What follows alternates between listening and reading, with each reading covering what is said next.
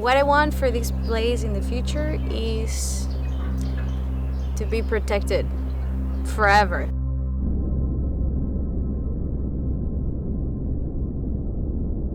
My name is Antoine. I'm a director and photographer with a big interest in wildlife and marine life. And this adventure was definitely one of the best experiences I lived with animals.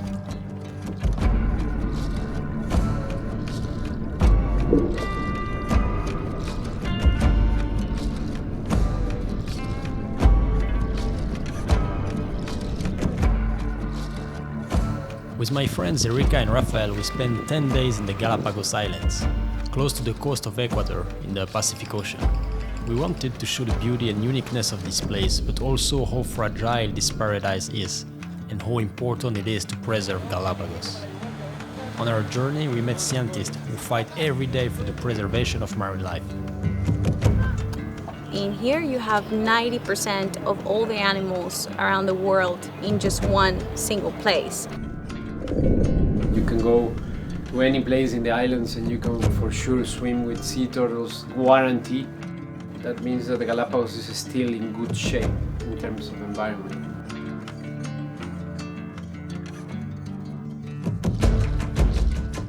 We started to understand the problems Galapagos are facing.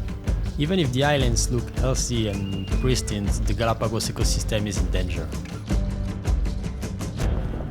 We were in one of the most pristine areas in the islands. We were in Marchena and Pinta.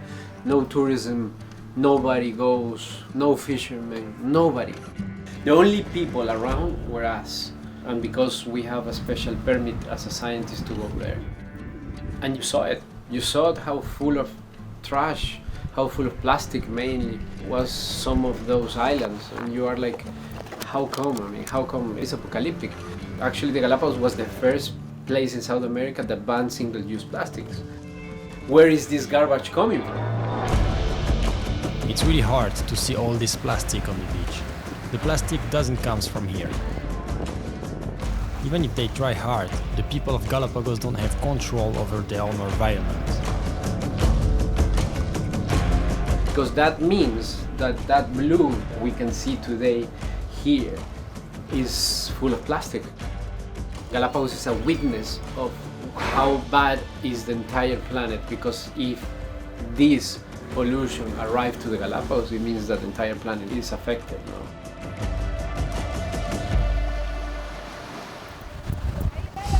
What are you doing here?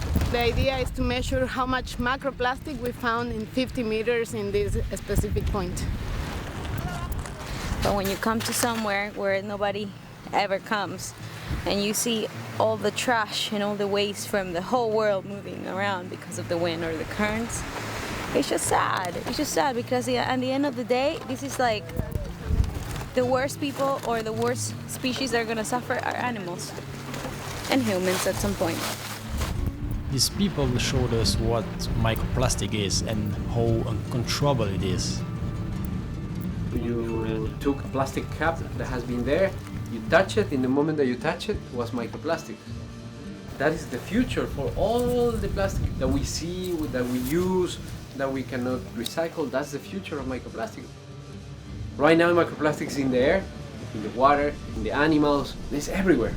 Now the next question is, what is going to happen for the future? That is going to affect our health.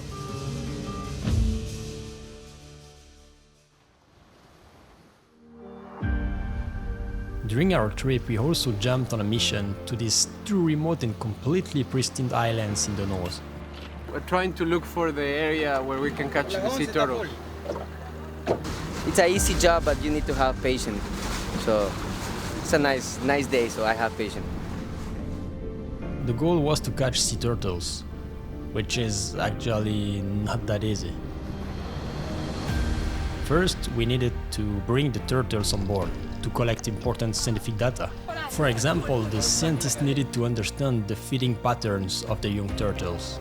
And then, by extrapolation, the scientists can access how many turtles ingest pieces of plastic, or how many die in abandoned fishing nets. In order to fight ocean plastic, we need to know how big the problem already is.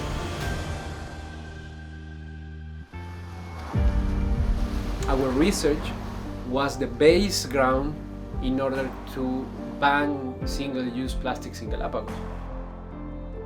To expand the research on the turtles, we filmed their movements and feeding habits with a camera we put it on their shell. And after a few hours we were able to take back the camera and all the information needed.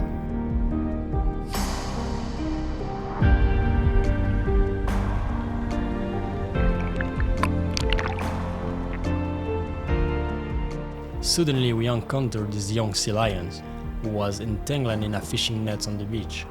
This happens a lot because many industrial fishing stuff are left abandoned and become dangerous traps for marine life. But luckily we were able to free these young sea lions.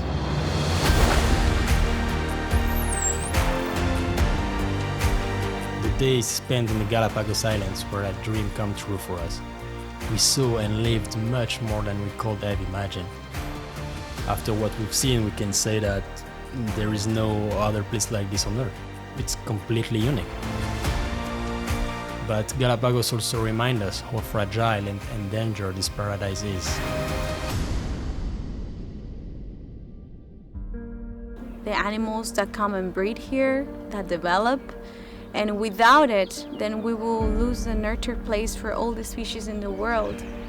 And if we don't preserve it, it's gonna be destroyed. And what will the future generations will have? It's sad, but I think it's still hope. The best that you can do is try it. If you see an item in the supermarket that is wrapped in plastic and you can choose an item that is not wrapped in plastic, do it. No matter if you are the perfect vegan, plastic-free person, because that is impossible. But at least you try it. Imagine 7 billion people trying, it's gonna make the difference.